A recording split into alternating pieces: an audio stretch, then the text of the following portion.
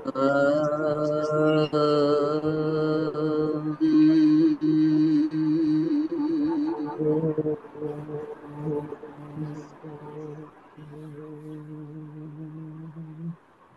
मैं आगे के कार्यक्रम के लिए हमारे आदरणीय कमल किशोर पांडे जी से रिक्वेस्ट करूंगी कि वो आगे का कार्यक्रम करें। धन्यवाद बहन। धन्यवाद। आज के इस सत्संग कार्यक्रम के लिए सबसे पहले मंगलाचरण। वसुदेव सुतं देवं कंस चाणूरमर्दनम देवकी परमानंदम कृष्णं वंदे जगद्गुरुम्। यदा यदा हि धर्मस्य ग्लानिर्भवति भारत अभ्युत्थानं धर्मस्य तदात्मानं सृजाम्यहम्। इसके तदंतर गुरु चरण वंदना। सच्चिदानंद रूपाय विश्वोत्पत्त्यादिहेतवे तापत्रय विनाशाय श्रीकृष्णाय वयं नुमः। ब्रह्मानन्दं परमसुखदं केवलं ज्ञानमूर्तिं द्वन्द्वातीतं गगनसदृशं तत्त्वमस्यादिलक्ष्यम्। एकं नित्यं विमलमचलं सर्वधी साक्षिभूतं भावातीतं त्रिगुणरहितं सद्गुरुं तं नमामि, सद्गुरुं तं नमामि। परम श्रद्धेय सतत स्मरणीय ब्रह्मस्वरूप अवतारी पुरुष युग पुरुष गुरुदेव को सादर साष्टांग दंडवत प्रणाम।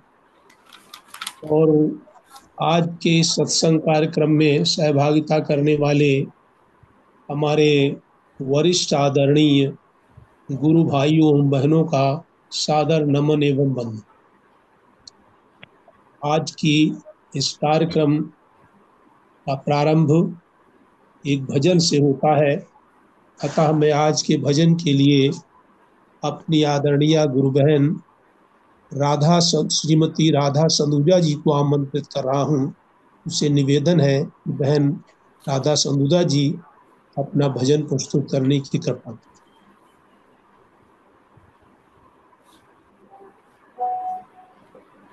जय गुरुदेव। जय गुरुदेव बहन, जय जय गुरुदेव। गुरुदेव, जय गुरुदेव।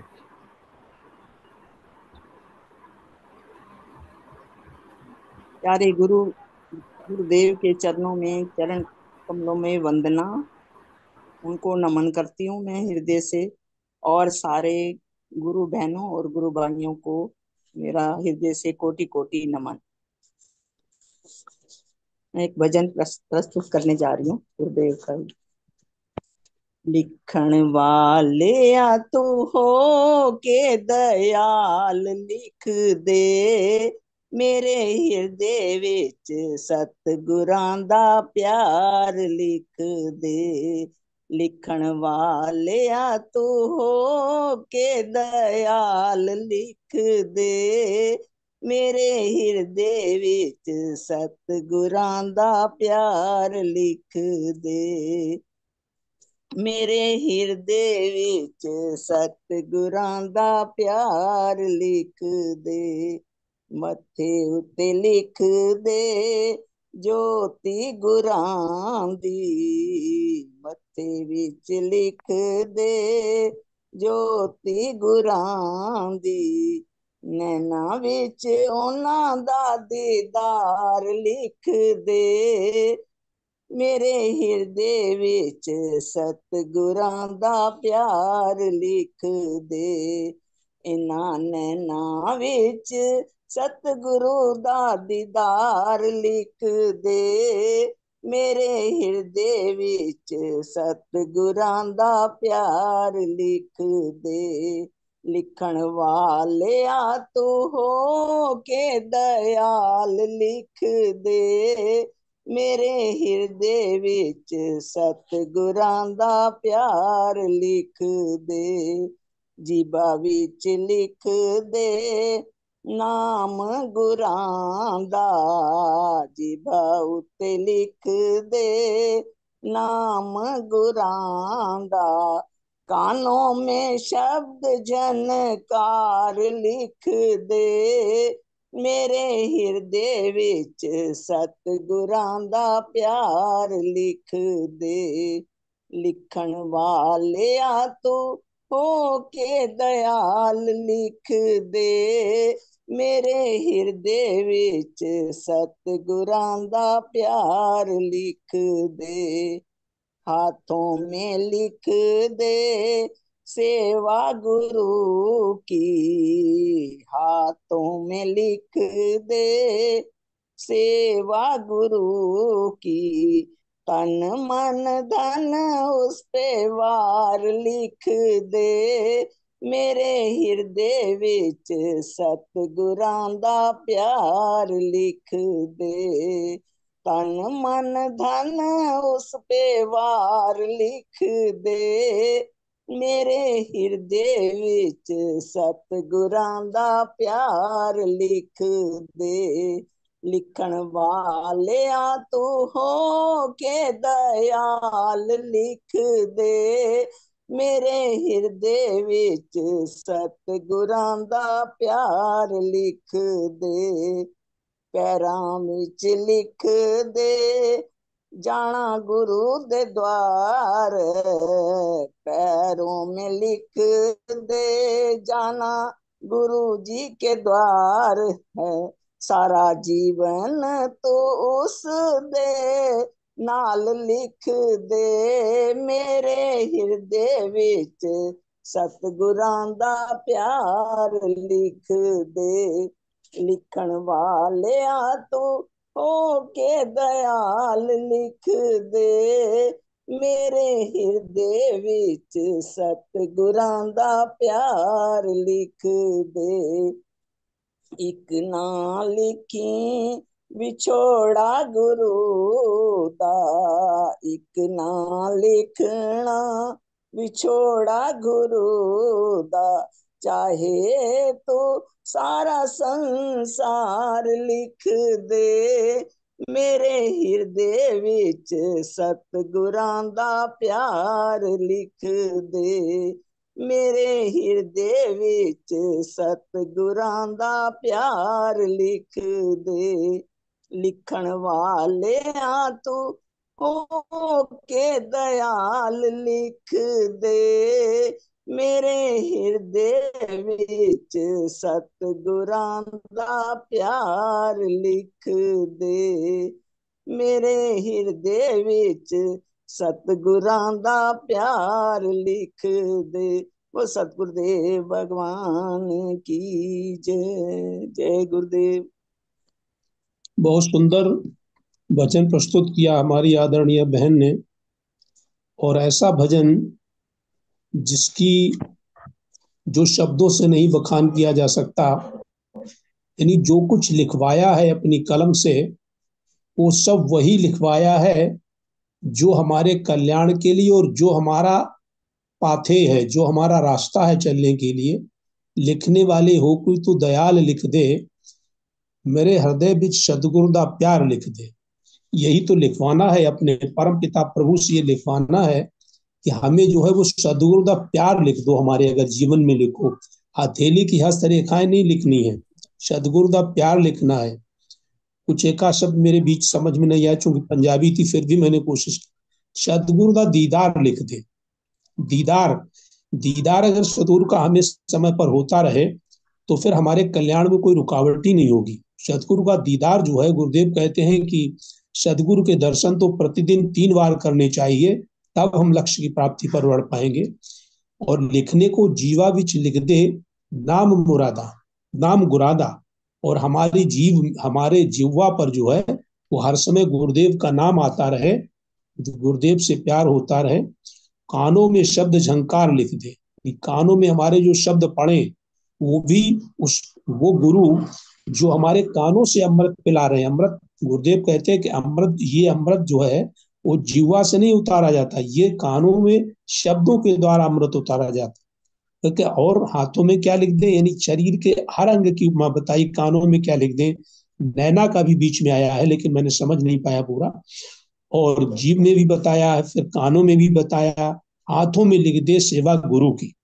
यानी इन हाथों से अगर गुरु की सेवा हो जाए तो फिर उससे ज्यादा तो और कुछ करना ही नहीं है, फिर वो शेष कुछ नहीं रह जाता है। और फिर लिख दे तन मन धन, उस पे बार लिख दे, यानी तन मन धन, तन समर्पित, मन समर्पित और ये जीवन समर्पित, यानी धन के तन मन धन में सब आ जाता। फिर क्या लिख दे आगे, पैरों में लिख दे जाना गुरु के द्वार, गुरु के द्वार पे ही जाना, गुरु के द्वार पे ही रहना, गुरु के द्वार पे ही माथा टेकना, सारा जन्म तो उसके नाल लिख दे। अब बताइए, यह अतिशोक्ति तो नहीं होगी, ये संपूर्णता है अपने में कि सारा जन्म जो है वो तू उसके ना लिख दे। और क्या न लिखे, चाहे तू सारा संसार लिख दे, न लिखना बिछुड़ जाना गुरु से। यानी ये एक ऐसी चीज है कि जो हमारे जीवन में कभी भी घटित ना हो, ऐसा प्रभु हम पे कृपा करना कि बिछड़ना ना लिख करके शारीरिक अंगों का जो कुछ है वो सब आप हमारे जो है वो समर्पित हो जाऊं। में से बहुत बहुत धन्यवाद बहन, अब समय नहीं है आपकी साधुवादिता के लिए, बहुत बहुत आपको धन्यवाद। अब मैं अपने आदरणीय वरिष्ठ गुरु भाई शर्मा जी से निवेदन कि वो हम लोगों को आज का अभीष्ट प्रवचन अमृतमयी वाणी सुनवाने की कृपा करें। हाँ जी अंबिका जी। जय गुरुदेव। जय आप सभी गुरुदेव। को जय गुरुदेव। फिर से आज मैं गुरुदेव की अमृतमयी वाणी से गुरुदेव जी इंदौर प्रवचन भाग 5 भाग 1 सुनाएंगे। श्री राम जय जय राम। श्री राम जय जय राम। श्री राम जय जय राम।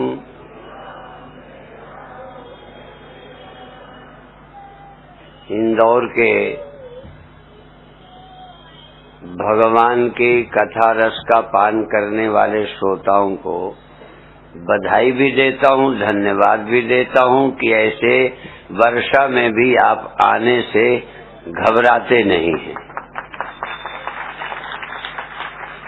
और तुलसी सादीजा को भी हम बहुत बहुत प्रशंसा करते हैं, आशीर्वाद देते हैं कि कुछ न कुछ जुगाड़ बिठाकर फिर खेलने लायक बना देते हैं।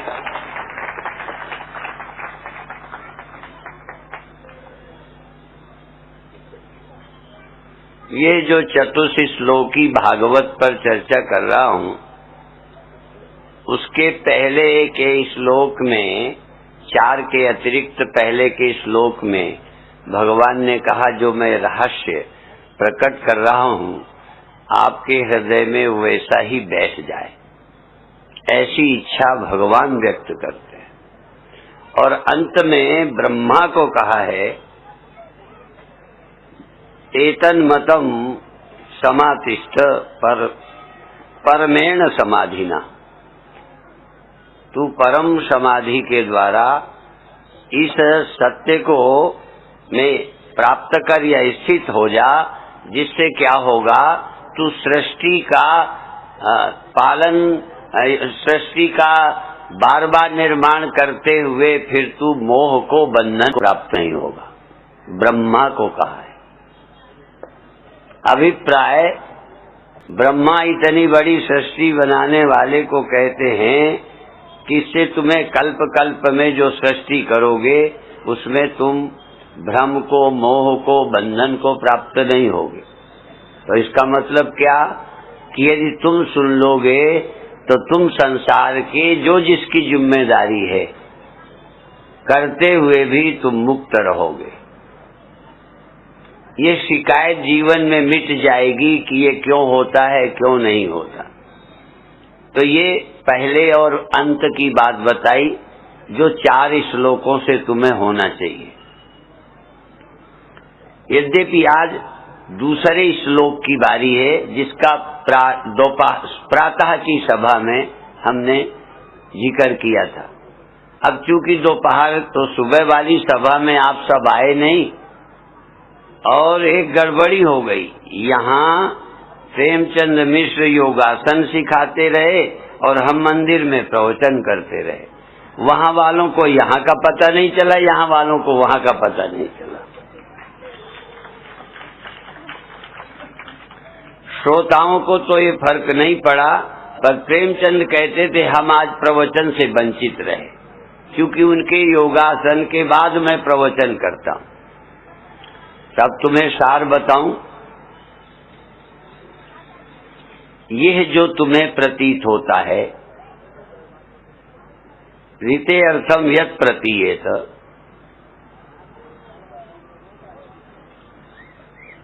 ये सचमुच तुम्हें प्रतीत होता है कि ये है, और कभी कभी न प्रतीयेत, तुम्हें नहीं भी प्रतीत होता। यह जगत तुम्हें प्रतीत होता है ना, और तुम्हें प्रतीत नहीं भी होता। सब चीजें ऐसे ही, सुख प्रतीत होता है नहीं प्रतीत होता, जगत प्रतीत होता है नहीं प्रतीत होता।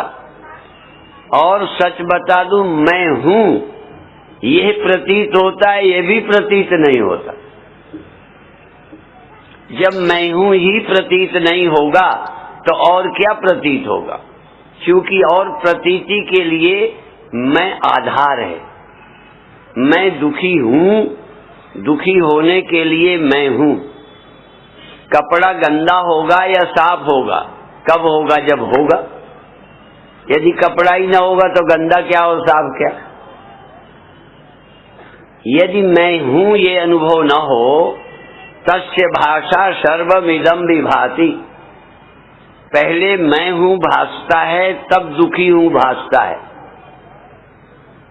पहले मैं हूं भासता है तो मैं देह हूं भासता है।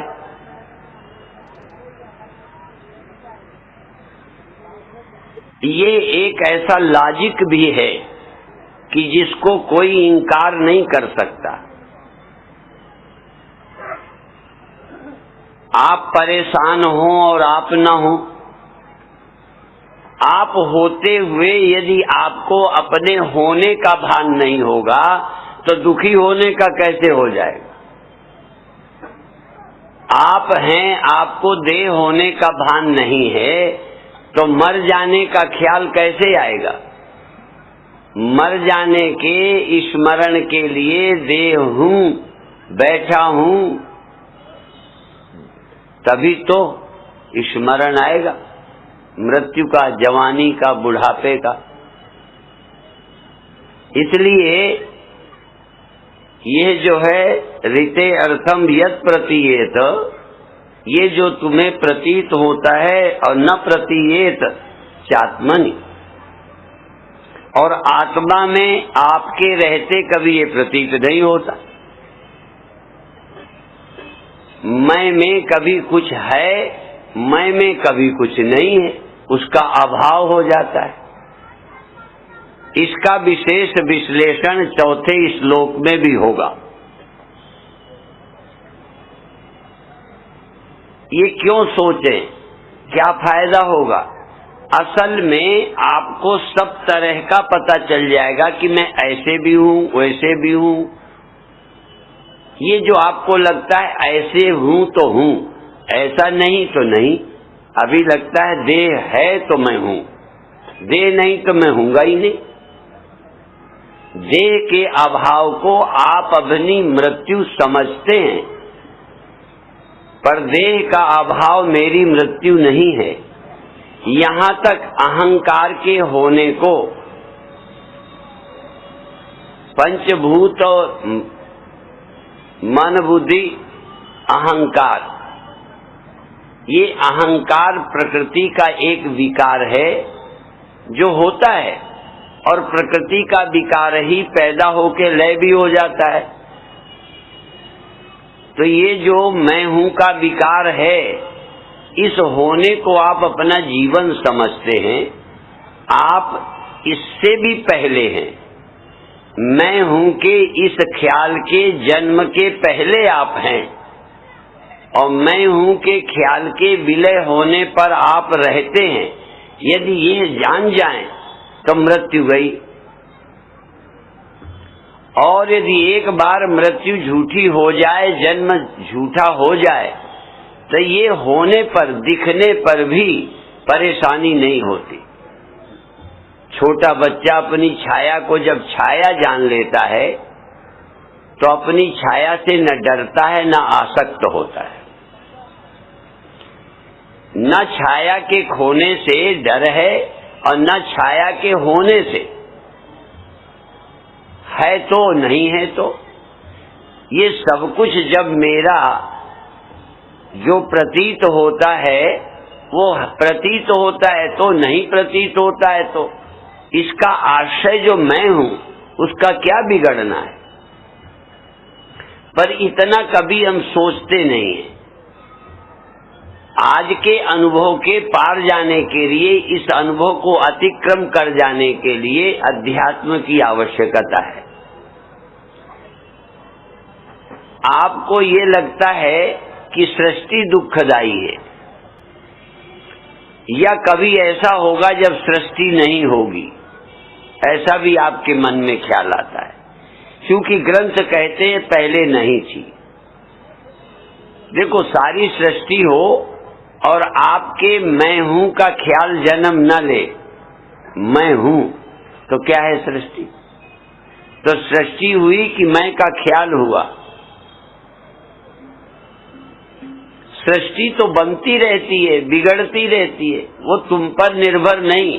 सच तो ये कहूं, भगवान भी न बनाए तब भी बनती रहती है, सागर लहरें न बनाए तब भी बनती है, न मिटाए तब भी मिटती है। इसीलिए भगवान कृष्ण ने गीता में कहा है कि मुझ कर्ता को अकर्ता ही जान।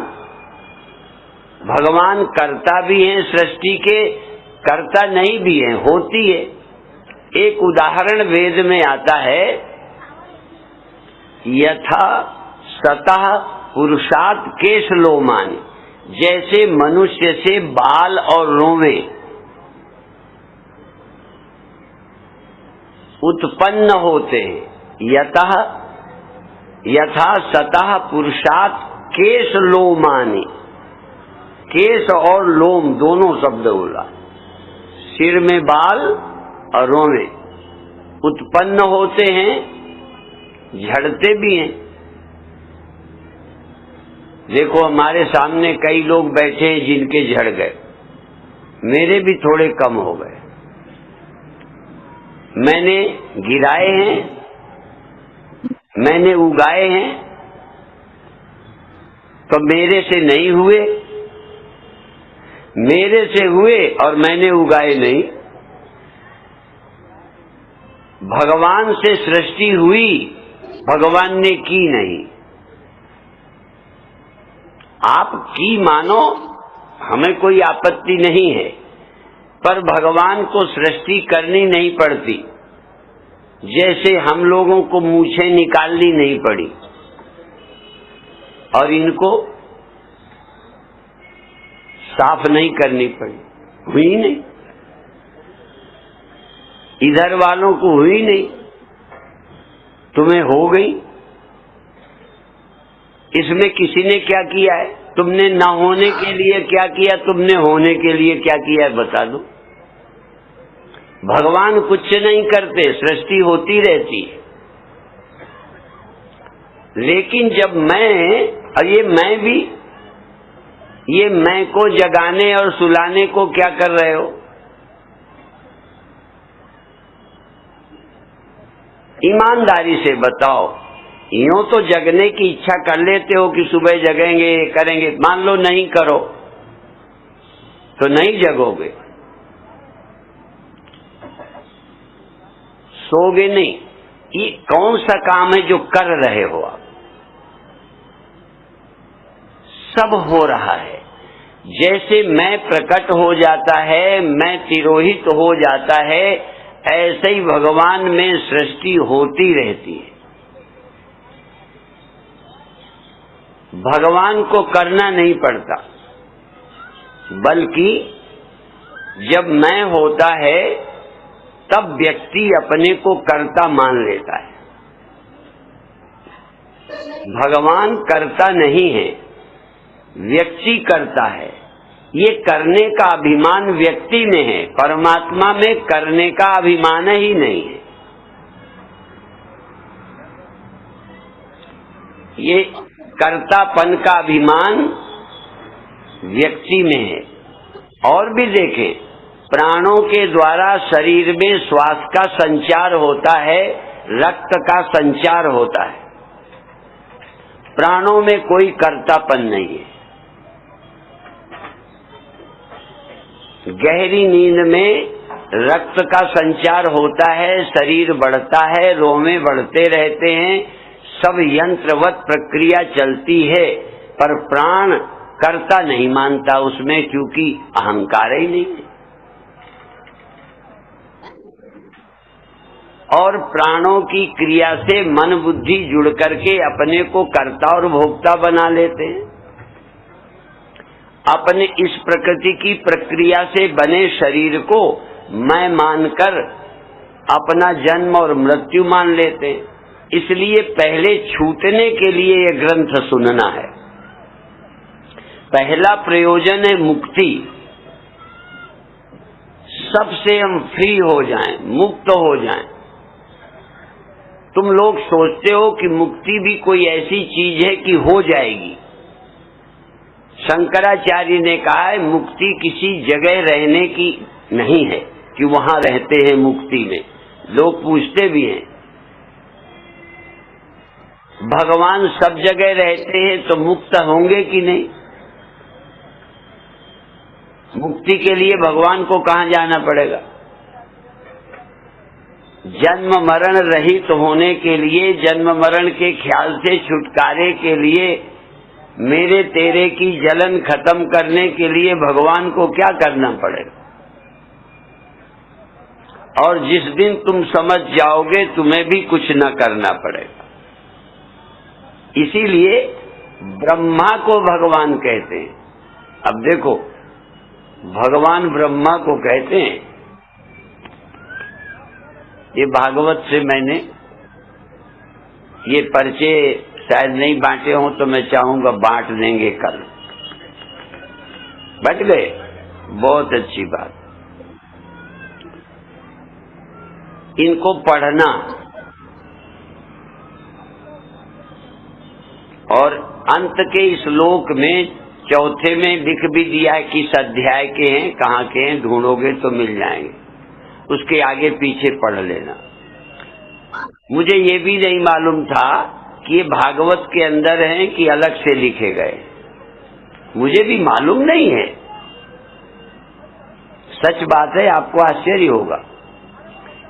बल्कि कल मैंने प्रश्न उठाया, जैसे एक श्लोकी रामायण है, अब ये एक श्लोक ये रामायण में कहीं नहीं है, पर रामायण का सार बना लिया है। आदौ राम तपोवनादिगमनम हत्वा मृगन कांचनम वैदेही हरणम जटायु मरणम सुग्रीव संभाषणम बाली निर्दलनम समुद्र तरणम लंकापुरी दाहनम। अब ये श्लोक बनाया है, रामायण के अंदर नहीं है। मैंने कहीं चतुश्लोकी भागवत का सार कहीं अलग से तो नहीं बना के किसी ने लिखा, तो मैंने दिखवाया। तो आत्मचेतना के पास भागवत थी तो दिखवाया, तो भागवत के अंदर के ही श्लोक हैं। ठीक, हाँ, देख लेना। अब सारी भागवत का सार 4 श्लोकों में भागवत से ही ले लिया। अब भागवत ने जब 4 कह ही दिए दूसरे स्कंद में और 9वें अध्याय में, तो बाकी की क्या जरूरत? अभी मैं इसलिए पूछता हूं कि जब इतना ही काफी है, 4 श्लोकों में सार आ गया, तो बाकी भागवत की क्या जरूरत? इसलिए कि थोड़े में सब नहीं समझते। भगवान राम लक्ष्मण जब बात करते हैं तो आपस में कहते थोड़ी माँ मैं कहूँ बुझाई, सुनऊ तात मति मन चित लाई। बहुत मन लगाकर सुने तो थोड़े में समझ आता है, मन बटा रहता है, सुनता ही नहीं। और सच बता दूं, परीक्षित को यदि 7वें दिन मृत्यु होनी न होती, सांप के काटने का श्राप न होता, तो 7 दिन में भी परीक्षित न समझता। ये जल्दी समझ में तब आता है जब जरूरत पैदा होती। और तो छोड़ो, मैं यहाँ पर फ्लाइट का और गाड़ी का टाइम बताना शुरू करूं तो कितने सुनोगे। मान लो मैं दिल्ली जाने की फ्लाइट का टाइम और ट्रेनों का टाइम टेबल बताऊं तो आप कितने मन लगा के सुनोगे। जिसको कल परसों जाना होगा, कुछ बात होगी, वो सुनेगा, बाकी तो लगेगा क्या बोलते हैं। ऐसे ये कथा सबको सुनाई पड़ती ही नहीं, बैठे हुए नहीं सुनाई पड़ती। तुम कुछ सुनने आए हो, हम कुछ सुना रहे, तालमेल नहीं बैठता। जब तक कोई जीव जगत के दुखों से दुखी नहीं होता, जब तक जगत की समस्या नहीं होती और ये कम से कम समझ आ जाए कि इसकी समस्या का समाधान और कोई हो ही नहीं सकता, तब इस रास्ते पर आता है। ये याद रखना। जिनको ये लगता है कि मरने से बचने का उपाय डॉक्टर हैं, यहाँ डॉक्टर साहब बैठे हैं, मैं ये नहीं कहता हॉस्पिटल नहीं जाना, पर मृत्यु के दुख से बचाने वाले डॉक्टर नहीं है। मृत्यु का समय लेट करने वाले डॉक्टर। यदि डॉक्टर साहब को गलत लगे तो कल मंच में बुलवा के फिर बुलवाऊंगा। आपका समय टाल सकते हैं, आगे बढ़ा सकते हैं, लेकिन मरना खत्म नहीं कर सकते। और तुम भी किसी कर्म से, साधना से भी मृत्यु के समय को बढ़ा सकते हो, जीवन को लंबा कर सकते हो। अनंत जीवन किया नहीं जाता, अंत वाला जीवन अंत ही वाला है। इसी तरह जागृत अवस्था को आप अनंत नहीं कर सकते। आपने रामायण सुनी है, मैं तो सुनता भी कम हूँ, पढ़ता कम हूँ। एक महात्मा से सुनते थे कि भाई सुनो, थोड़ा मनन ज्यादा करो। तो रामायण में लक्ष्मण को कहते हैं 14 साल सोए नहीं, इसीलिए उनका नाम क्या लक्ष्मण पहरे में रहते थे। रात नहीं सोए कि दिन में भी नहीं सोए, मैं इस विवाद में नहीं पड़ता। बहुत लोग रात में नहीं सोए, जिनकी रात की ड्यूटी होती है दिन में सोते हैं। लक्ष्मण की जिम्मेदारी थी, पहरा था, जंगल में थे, रात जगते होंगे, चलो दिन में भी जगते होंगे। फिर 14 वर्ष जगे, फिर क्यों सोए? तो जागृत अवस्था को लंबी किया, अनंत नहीं। अर्थात कोई भी पैदा हुई चीज अनंत नहीं हो सकती। शरीर अनंत नहीं हो सकता, जागृत स्वप्न सुषुप्ति अनंत नहीं हो सकती, सृष्टि अनंत नहीं हो सकती, अंत होती ही रहती है। अनंत तो एक चीज है और वो हमें करनी नहीं है। मेरे अंत वाला देह भी मेरा ही है, अंत वाले देह से जुड़ जाने वाला अंतवंत इमे देहा नित्यस्योक्ता शरीरिणः, इस शरीर में जीव रहने वाला, दूसरे शरीर को प्राप्त करने वाला जीव भी एक अवस्था में नहीं रहता, सदा एक समान रहता है परमात्मा। अब हम जब वर्णन करेंगे तो लगता है जैसे 3 है, हम कहेंगे वो अनंत ही अंत वाला हो जाता है। अनंत और अनादि परमात्मा जो कभी जगता सोता नहीं है, स्वरूप से कभी न जगने पर, कभी न सोने पर प्रकृति के माध्यम से जगता सोता हुआ दिखता रहता है। जैसे बल्ब जलते बुझते रहते हैं और बिजली पीछे बनी रहती है।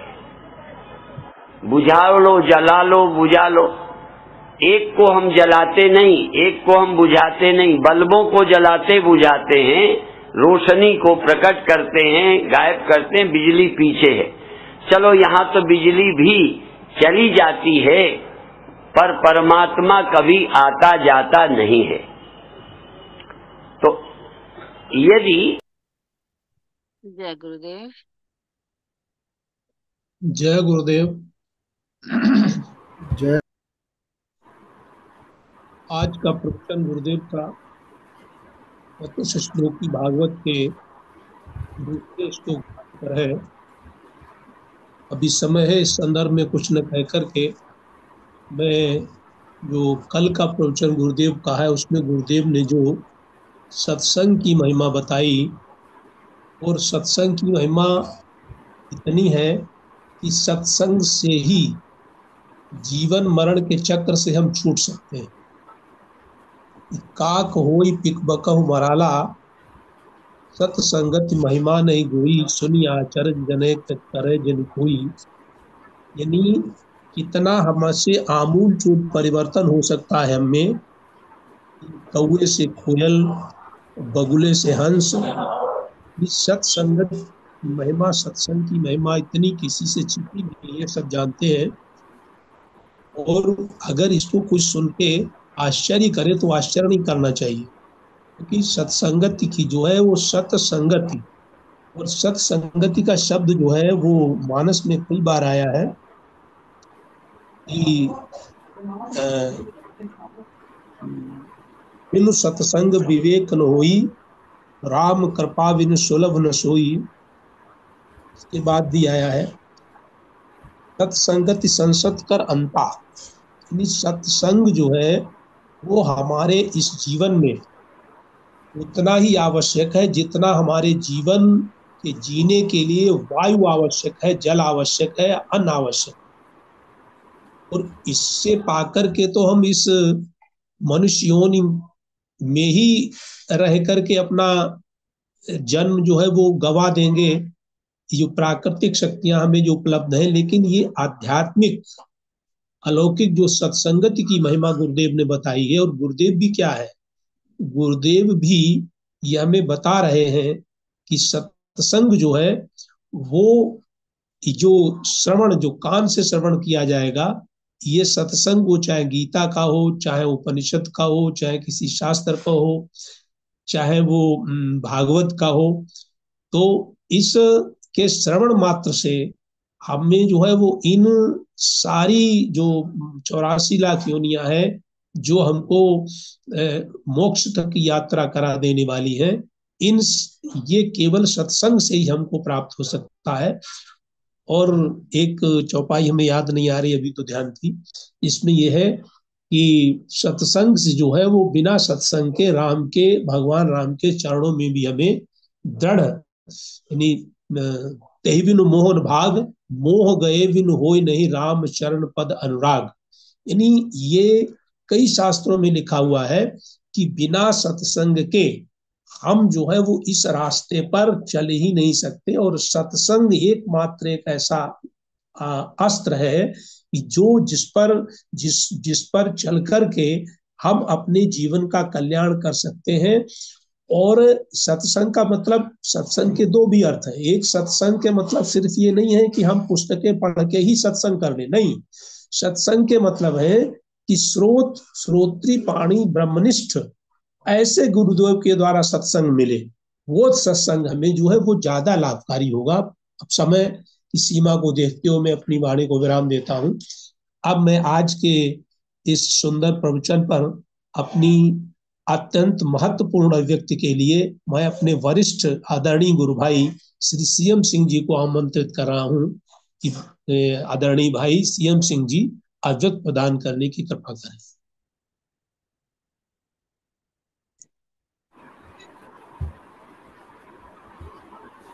जय गुरुदेव। जय गुरुदेव, जय गुरुदेव। मंच पर उपस्थित सभी गुरु भाई बहनों को सादर प्रणाम। परम पूज्य गुरुदेव भगवान के श्री चरणों में ध्यान को रखते हुए आज के इस सुंदर और विशेष प्रवचन पे मैं अपनी अल्प बुद्धि से पूरा प्रयास करूंगा कि कुछ जिन बिंदुओं पे गुरुदेव भगवान ने प्रकाश डाला है, हम सबको बताया है, चेताया है, उन पर मैं कुछ कह सकूं।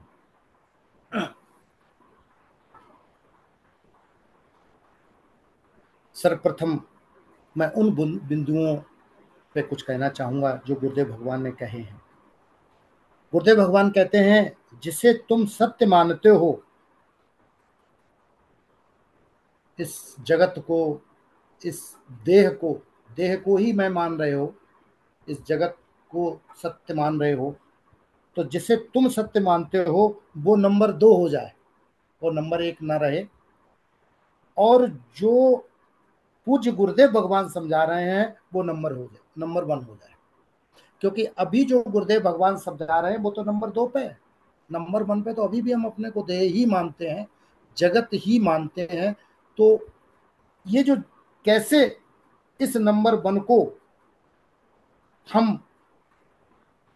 नंबर 1 पे ले आए, नंबर 2 वो हो जाए जिसे हम सत्य मान रहे हैं। दूसरा पॉइंट है, जो पैदा हुआ है वो अनंत नहीं हो सकता।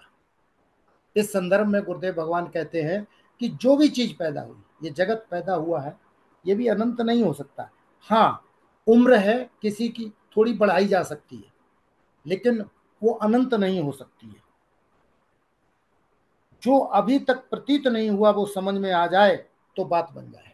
जो अभी तक प्रतीत क्या हुआ, मैं देह हूं, ये जगत है, ये तो इसी की वजह से सारी परेशानियां खड़ी होती हैं। जो अभी तक प्रतीत क्या नहीं हुआ, जिसको गुरुदेव भगवान समझा रहे हैं वो हमें अभी तक मालूम नहीं पड़ा है। अवस्थाएं परिवर्तित होती रहती हैं। और उसके बाद गुरुदेव कहते हैं कि सत भी मैं हूं और असत भी मैं हूं। कभी न सोने जगने वाला परमात्मा, जो स्वरूप से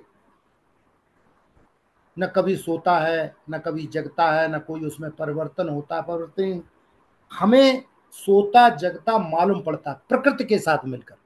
शुद्ध चेतन की बात करें तो वहां पे न कभी परमात्मा सोता है, न जागृत होता है, लेकिन प्रकृति के विकार से ये सोना और जागना जो है मालूम पड़ता है। उसके बाद गुरुदेव भगवान कहते हैं कि मनुष्य जीवन का पहला प्रयोजन है मुक्ति। लेकिन उसके पश्चात गुरुदेव भगवान उसे क्लियर स्पष्ट करते हैं कि मुक्ति कोई स्थान नहीं है, मुक्ति कोई ऐसी वस्तु नहीं है जिसे पाने के बाद हम परेशानियों से छूट जाएंगे, ऐसा नहीं है। कोई वस्तु नहीं है, मुक्ति पाई नहीं जाती, मुक्ति होती है। और मुक्ति का कोई ऐसा स्थान भी नहीं है। मुक्ति ये समझ का खेल है। जिस दिन हम गुरुदेव के बताए हुए ज्ञान को समझने में समर्थ हो जाएंगे, उसी दिन हम मुक्त हो जाएंगे। और जितनी भी परेशानियां हैं, जितनी भी झंझटें हैं, सुख दुख लाभ हानि, ये सब जो हमारे ऊपर प्रभावी हो जाते हैं, इनसे हमें छुटकारा मिल जाएगा। मेरे तेरे की जलन से छुटकारे के लिए केवल ख्याल को मिटाना है। भगवान कहते हैं कि मैं करता होते हुए भी मुझे तू अकर्ता ही जान। इसका सीधा सा अर्थ गुरुदेव भगवान बहुत स्पष्ट रूप से समझा रहे हैं कि सृष्टि भगवान को करनी नहीं पड़ती, ये हो रही है। जैसे सागर को लहरें बनानी नहीं पड़ती, सागर में लहरें उठ रही हैं, बन रही हैं, लय हो रही हैं, बन रही हैं, लय हो रही हैं।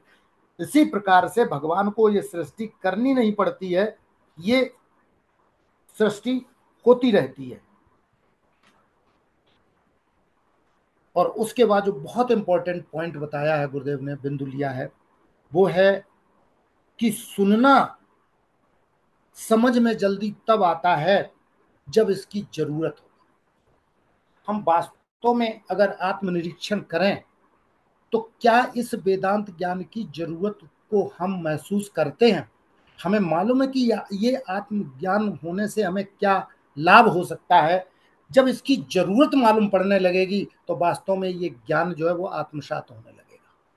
जैसे उदाहरण के लिए परीक्षित को के पास केवल 7 दिन का समय था, 7वें दिन तक्षक डसेगा और मृत्यु होगी, तो उन्होंने सोचा कि इससे पहले हम उस परम सत्य को जान लें कि ये क्या है, मृत्यु किसकी होती है, और इसलिए उन्होंने बहुत अच्छे से सुना और उनकी समझ में भी आ गया। तो सृष्टि हो, उसके बाद गुरुदेव कहते हैं सृष्टि हो और मैं का ख्याल ना हो तो क्या फर्क पड़ता है, सृष्टि बनी रहे। मैं हूं का जो मैं देह हूं का ख्याल ही इस सारे झंझटों की जड़ है। तो अगर ये ख्याल मिटा दिया जाए, मैं का ख्याल ना हो, कौन सी नकली मैं का ख्याल ना हो, तो और गुरुदेव कहते हैं आप हैं भी और नहीं भी, मैं अव्यक्त हूं और व्यक्त भी हूं, परम शुद्ध रूप में मैं अव्यक्त हूं और प्रकृति के साथ जुड़कर व्यक्त हो जाता हूं, वही परमात्मा प्रकृति के साथ जुड़कर व्यक्त हो जाता हूं। आगे गुरुदेव वरदान कहते हैं कि सुनो थोड़ा मनन ज्यादा करो, उस मैं हूं की प्रतीत से पार जाने के लिए ये जरूरी क्यों है, अध्यात्म ये वेदांत का परम ज्ञान जो है वो क्यों आवश्यक है। जो मैं हूं की प्रतीत जिसकी वजह से हम सब फंसे हैं, मैं हूं मतलब मैं देह हूं, इस प्रतीत से पार जाने के लिए अध्यात्म परम आवश्यक है, ये वेदांत का ज्ञान परम आवश्यक है। मेरे सिवा कुछ नहीं था, बाद में मैं ही सब कुछ हो गया। ये कल का प्रवचन और आज का प्रवचन अगर मिला दिया जाए तो मैं कहता हूं ये पूर्णता को प्राप्त हो जाएगा। जो भी ज्ञान है, जो भी गुरुदेव बताना चाहते हैं, वो इन प्रवचन में ही पूरा सिमट कर पूरा ज्ञान जो है वो आ जाता है। सबसे बड़ी जो समस्या है वो है सत्य का न दिखना। मिट्टी होने के बाद घड़े का जन्मना मरना देखो, मिट्टी हो जाओ ये जान लो, उसके बाद घड़ा जन्म लेता है मरना, आपके ऊपर कोई फर्क नहीं पड़ेगा। ये कुछ बिंदु थे जिन पर गुरुदेव भगवान ने बार बार कहा है और समझाया है। अब गुरुदेव भगवान कहते हैं, सर्वप्रथम इंदौर के सभी श्रोताओं को, सभी भक्तों को आशीर्वाद देते हैं और धन्यवाद भी देते हैं कि वर्षा हो रही, उस समय वर्षा हो रही थी, उसके पश्चात उसके बावजूद भी लोग वहां पे आए हैं। भगवान ने ब्रह्मा जी से कहा कि तुम्हें सृष्टि करने पर भी मोह एवं माया व्याप्त नहीं होगी, जीवन की परेशानी संदेह मिट जाए यदि तुम्हारे लिए संसार के सब कार्य करते हुए तुम्हें मोह ना हो। उसके लिए ये ज्ञान जो है वो आवश्यक है। तुम्हारा जो मैं की प्रतीति है उसे मिटना, वो नंबर 2 पे हो जाए, और जो असली मैं की प्रतीत है, अपने स्वरूप की जो याद है, वो आते ही ये सारे झंझट खत्म हो जाए। आप परेशान हों और आप ना हो, ऐसा नहीं हो सकता। परेशान क्यों है? क्योंकि आपके अंदर जो नकली मैं पड़ी है, जो देह का भान पड़ा हुआ है, इसलिए आप परेशान हैं। मर जाने का, मृत्यु का, जवानी का, बुढ़ापे का, सारे दुखों का प्रतीत का आधार ही मैं हूं, मैं देह हूं, यही उसका आधार है। इसलिए ये सारी परेशानियां हैं। देह के कारण मैं हूं ऐसा लगता है, ऐसा भी लगता है कि देह अगर खत्म हो जाएगी, देह चली जाएगी तो मैं भी चला जाऊं, मेरा अस्तित्व, कैसी विडंबना है। ये देह से मैं अपने को समझना जो है, यही सभी दुखों का कारण है। देह के पहले भी मैं था, देह होने पर भी मैं हूं, और देह के ना होने पर भी मैं रहता हूं। इस बात को गुरुदेव भगवान कई प्रवचन में बार बार समझा रहे हैं, और हमें वही समझना चाहिए कि ये जो देह के कारण मैं हूं ऐसा जो लग रहा है वो सर्वथा गलत है। मैं हूं के ख्याल के पहले भी आप हैं, और जब ये ख्याल मिट जाएगा, नहीं रहेगा, तो भी आप हैं। यदि ये जान जाए तो मृत्यु गई, तो फिर मृत्यु है कहां? असली मैं को क्या फर्क पड़ता है? सृष्टि हो और मैं का ख्याल ना हो तो क्या फर्क पड़ता? भगवान सृष्टि के कर्ता हैं भी हैं और नहीं भी हैं। बाल या रोएं, उनका उदाहरण देते हुए गुरुदेव कहते हैं कि उसके लिए आपने कौन सा प्रयत्न किया। बाल आ गए, स्त्रियों में दाढ़ी मूंछ नहीं होते, तो उसके लिए स्त्रियों ने कोई उपाय नहीं किया, आपने कोई उपाय नहीं किया उसके लिए। ये है, ये सब इसी प्रकार हो रहा है। इसी प्रकार भगवान को सृष्टि बनानी नहीं पड़ती है, ये सब चल रही है। भगवान में ऐसे ही सृष्टि भी हो रही है। प्राणों में रक्त संचार होता है, रोए बढ़ते रहते हैं, पर प्राण अपने को करता नहीं मानते। प्राणों में सब कुछ हो रहा है, लेकिन प्राण ये नहीं कहता कि मैं ही करता हूं। तो आपको लगता है कि सृष्टि दुखदाई है, आपको लगता है, लेकिन ये दुखदाई क्यों है? क्योंकि आपने इस जगत को सत्य मान रखा है, इस देह को मैं मान रखा है, इसलिए जो है आपको सृष्टि दुखदाई लगती है, जबकि सृष्टि है ही नहीं। ब्रह्म जिनको ये लगता है कि मरने से बचाने वाला जिनको ये लगता है कि मरने से बचाने वाला है, तो ये आपका बहुत बड़ा संदेह है। क्योंकि मरने से बचाना तभी संभव है, मरने से बचना, जब वो ऐसी समझ पैदा हो जाए, जब गुरु बुद्धि आपकी समझ में आ जाए, गुरु जो कहना चाहते हैं वो समझ में आ जाए, तो मृत्यु है ही नहीं। लेकिन अगर कोई ये कहे कि देह ही अमर हो जाए, ये देह कभी ना छूटे, तो ये सर्वथा गलत है। डॉक्टर भी इस देह को थोड़ा सा उम्र को बढ़ा सकते हैं, लेकिन अनंत नहीं कर सकते हैं। अनंत उनके बस में ये करना नहीं है।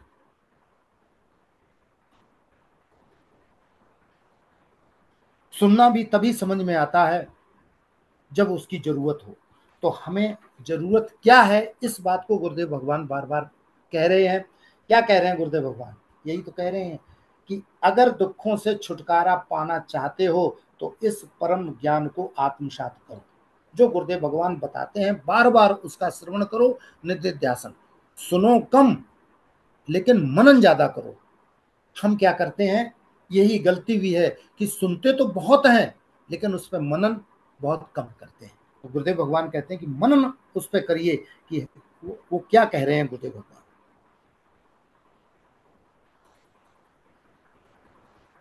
उसके बाद लक्ष्मण जी 14 वर्ष तक नहीं सोए। उस बारे में कहने का अर्थ, नहीं सोए, उन्होंने जागृत को थोड़ा प्रोलॉन्ग कर दिया, बढ़ा दिया, लेकिन ऐसा नहीं कि वो कभी सोए नहीं। उसके बाद उनको भी सोना पड़ा, सोए। तो जो भी चीज पैदा हुई है वो अनंत हो नहीं सकती। कभी न सोने वाला, कभी न बदलने वाला परमात्मा प्रकृति के साथ मिलकर सोता हुआ, जागता हुआ मालूम पड़ता है।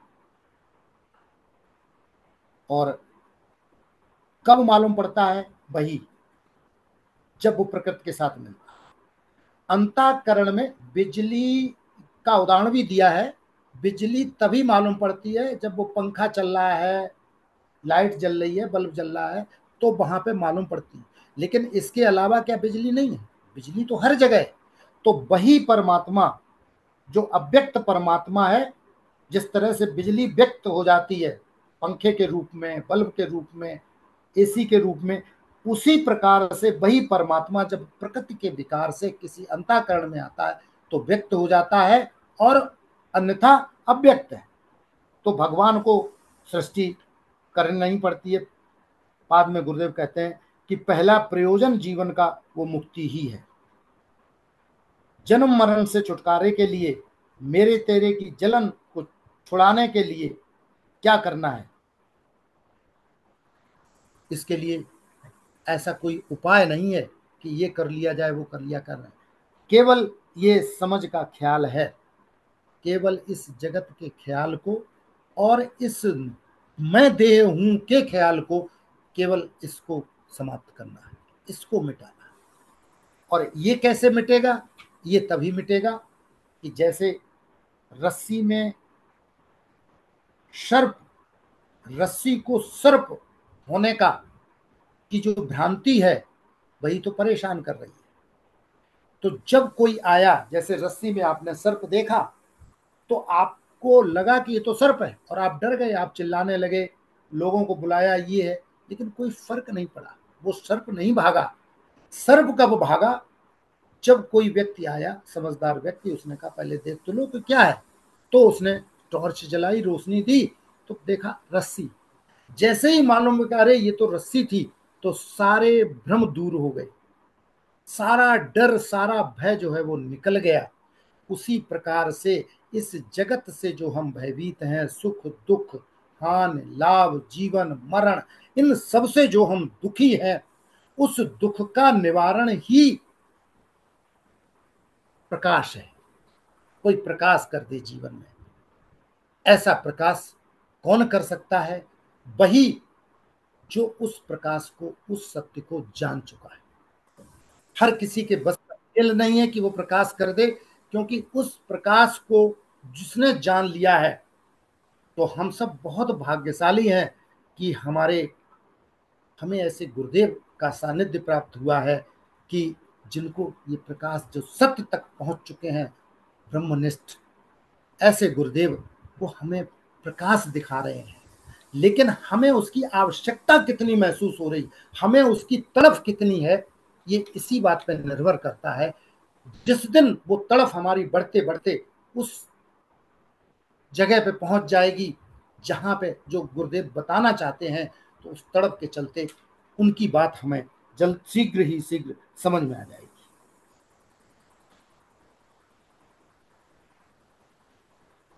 रामायण की बात करते हैं। एक श्लोकी जो रामायण है उसमें गुरुदेव भगवान एक ही श्लोक में राम का वनगमन, उसके बाद बाली वध, जटायु का मरण, और ये सब जो एक श्लोक में कह दिया गया। इसी प्रकार से चतुश्लोकी भागवत है, 4 श्लोकों में पूरी भागवत कही गई है। लेकिन उसके बाद क्या आवश्यकता पड़ी कि इतने सारे श्रीमद् भागवत पुराण पूरा रचना पड़ा? इतने श्लोक की क्या आवश्यकता? क्योंकि इतनी जल्दी ये परम ज्ञान समझ में नहीं आता है। इसको बार बार जो है समझाने के लिए, उसको और ज्यादा स्पष्ट करने के लिए इसकी आवश्यकता है। और इसीलिए गुरुदेव अलग अलग प्रवचन, हजारों प्रवचन गुरुदेव के हैं, लेकिन बात तो एक ही समझाना चाहते हैं गुरुदेव कि तुम देह नहीं हो, तुम अपने निज स्वरूप को पहचानो। तो गुरुदेव का प्रयोजन ही केवल इतना है कि तुम जिस भ्रम में पड़े हुए, जिस भ्रांति के कारण तुम भयभीत हो, तुम परेशान हो, जो तुम रस्सी को जो सर्प समझे पड़े हो, उससे बाहर आओ। मैं रोशनी लिए, मैं प्रकाश लिए खड़ा हूं और मैं दिखा रहा हूं, लेकिन तुम देखना नहीं चाहते। तुम उसे जब देखना चाहोगे तो वास्तव में ये काम बन जाएगा। उसके पश्चात गुरुदेव भगवान कहते हैं कि जिसे तुम मेरे सिवा कुछ नहीं था, बाद में मैं ही सब कुछ। भगवान कहते हैं कि पहले मैं ही था अकेला, उसके बाद में जब कुछ नहीं होगा तो भी मैं ही रहूंगा। सबसे बड़ी समस्या है सत्य का न दिखना। मिट्टी होने के बाद घड़े का जन्मना मरना देखो। तुम जब अपने निज स्वरूप को समझ जाओगे, उस समझ से उस ज्ञान को आत्मसात कर लोगे, तो वास्तव में फिर ये जन्मना मरना देह का, ये सब देखते हुए भी तुम्हें कोई भय नहीं होगा, तुम्हें कोई दुख नहीं होगा। क्योंकि ये दुख किसके धर्म है? देह धरे के कष्ट हैं, सब काहू को होए, ज्ञानी भोगे ज्ञान ते, अज्ञानी भोगे रोए। अज्ञानी छाती पीट पीट के रोता है, और ज्ञानी को मालूम है कि ये मेरे धर्म है ही नहीं, ये जन्म मरण देह के धर्म है, सुख दुख हानि लाभ ये सब मन के धर्म है। तो ये अपने अपने धर्म जो है वो चल रहे हैं, इसमें मेरा क्या बिगड़ता? मैं असंग हूं, मैं निर्लिप्त हूं, मैं निर्विकार हूं, मैं शुद्ध चेतन हूं। जिस दिन ये बात समझ में आ गई तो फिर भय कहां रहेगा? बाद में गुरुदेव कहते हैं, तुम रूप के प्रेमी हो, मैं स्वरूप का प्रेमी हूं, तुम्हें भी मैं स्वरूप का प्रेमी बनाना चाहता हूं। तो वही बात जो गुरुदेव कह चुके हैं कि जगत बुद्धि का त्याग कर आत्म बुद्धि का चिंतन करो। ये सारांश है गुरुदेव की बात का, प्रवचन का, कि जगत बुद्धि को हटा के आत्म बुद्धि का चिंतन करो, स्वरूप का चिंतन करो, रूप का नहीं, क्योंकि रूप नश्वर है, ये टेम्परेरी है, ये भ्रांति है, ये मिथ्या है। इसका चिंतन न करके उस परम तत्व का चिंतन करो जो परम सत्य है, जिसके बिना, जिसका कभी अभाव नहीं होता, जो सदैव था, जो सब कुछ होने से पहले था, सब कुछ होने पर भी है और सब कुछ न रहने पर भी जो रहता है, उसी का चिंतन करने से हमारा काम बन सकता है। बाकी और कोई ऐसा उपाय नहीं, दूसरी कोई विधा नहीं है। इस परम ज्ञान के अलावा ऐसी कोई संसार में विधा नहीं है जो आपको दुखों से छुटकारा दे सके, जो आपको मुक्त कर सके। इसी के साथ गुरुदेव भगवान के चरणों में ध्यान को रखते हुए मैं अपनी वाणी को विराम देता हूँ। जय गुरुदेव। जय गुरुदेव। बहुत बहुत साधुवाद आदरणीय सीएम सिंह जी। आपने इतनी विस्तृत और सुगम में, भाषा में और शैली में प्रभावशाली ढंग से जो अपना विवेचन प्रस्तुत किया, उसके लिए आपको बहुत बहुत साधुवाद। समय की सीमा तो पूर्ण हो चुकी है, फिर भी मेरी कोशिश ये है कि मैं अपने एक और विद्वान साथी के दो शब्द सुन लूं, जिससे कि हम लोगों को कुछ और सीखने को मिले। तो मैं अपने आदरणीय गुरु भाई श्री अवधेश कुमार मिश्रा जी से निवेदन है कि वो भी दो शब्दों में हम लोगों को कुछ अपना ज्ञान वर्धन कराएं और साथ में ही आज का विश्राम भी करें। आदरणीय मिश्रा जी। जय गुरुदेव। जय गुरुदेव। जय गुरु। परम पूज्य सदगुरुदेव भगवान के श्री चरणों में सादर सतत नमन करते हुए मंच से जुड़े हुए सभी आदरणीय गुरु भाइयों एवं आदरणीय गुरु बहनों को सादर प्रणाम करता हूं। आदरणीय वरिष्ठ गुरु भाई जी ने सब कुछ बड़े ही विस्तृत ढंग से कहा जाए तो हर बिंदु को स्पष्ट किया है, कुछ शेष नहीं है। और सारांश जो यह कहा है कि मैं देह हूं, कृत्रिम मैं जब खड़ी होती है और मैं देह हूं, देह को ही मैं मान लेने के बाद सारी समस्याएं आती हैं।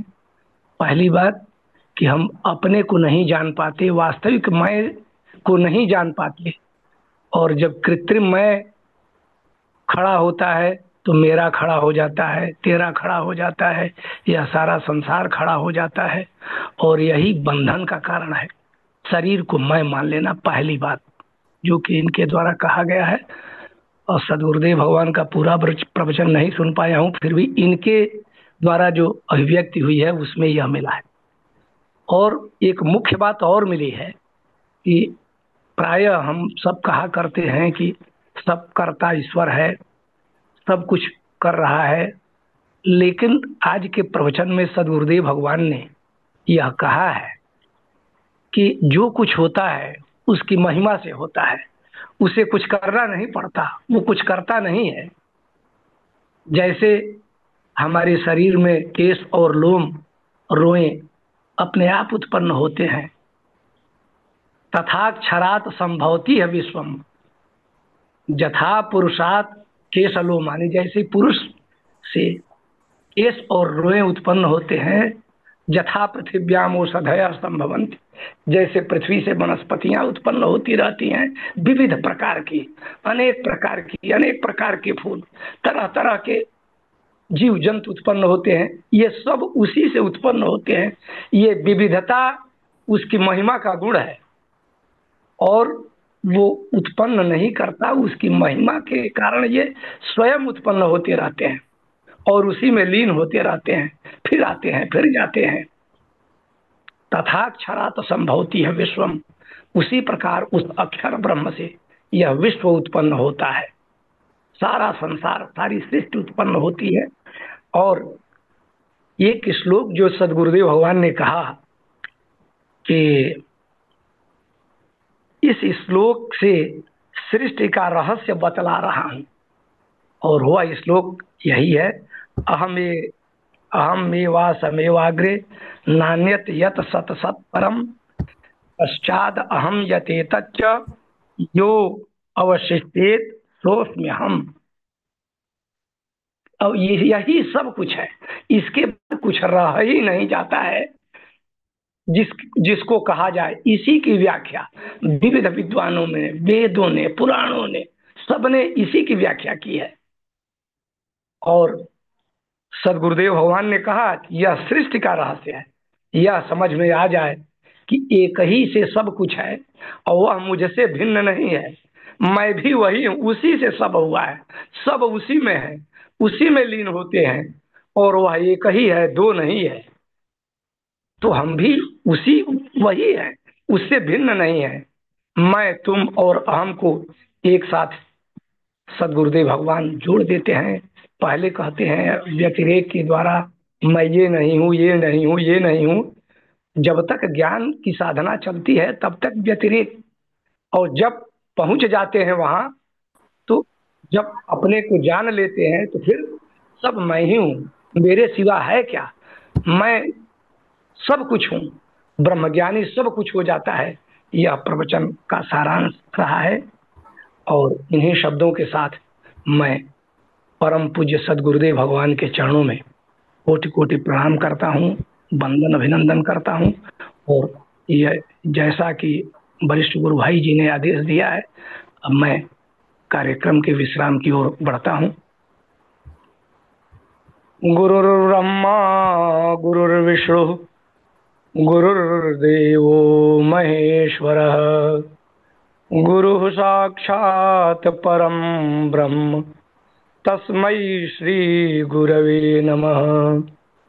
ध्यानमूलं गुरोर्मूर्तिः, पूजामूलं गुरोर्पदम्, मंत्रमूलं गुरोर्वाक्यं, मोक्षमूलं गुरुकृपा। सर्वे भवन्तु सुखिनः, सर्वे सन्तु निरामयाः, सर्वे भद्राणि पश्यन्तु, मा कश्चित् दुःख भाग भवेत्। बोलिए सदगुरुदेव भगवान की जय। आज के आनंद की जय। नमो नारायण, नमो नारायण, नमो नारायण, नमो नारायण, नमो नारायण, नमो नारायण, नमो नारायण, नमो नारायण, नमो नारायण।